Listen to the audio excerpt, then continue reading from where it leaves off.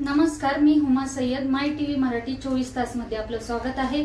आपण पाहूया. अहमदनगर शहरात घोषणाबाजी करत मोटरसायकल रॅली काढल्याप्रकरणी बजरंग दलाचे संयोजक कुणाल भंडारी यांच्यावर तोफखाना पोलीस ठाण्यात गुन्हा दाखल. शहरांमध्ये रामवाडी बाबतीत तारकपूर रोडच्या दरम्यान 15 ते 20 इसमांना घेऊन मोटरसायकलवर बेकायदेशीर रॅली काढत घोषणाबाजी करत शहरात शांतताभंग केल्याप्रकरणी आणि दुचाकीवर जात असताना लाकडी दांडके दगडकाचेच्या बाटल्या रोडवर फेकल्याप्रकरणी बजरंग दलाचे संयोजक कुणाल भंडारी राहणार बुरुडगाव रोड यांच्यावर तोफखाना पोलीस ठाण्यामध्ये पोलीस कॉन्स्टेबल यांनी दिलेल्या फिर्यादीवरून कलम 37 आणि 135 नुसार गुन्हा दाखल करण्यात आलाय. काल दिनांक 18 जून रोजी शहराची शांतता भंग केल्याप्रकरणी हा गुन्हा दाखल करण्यात आला आहे. तर पुढील तपास तोफखाना पोलीस करीत आहेत.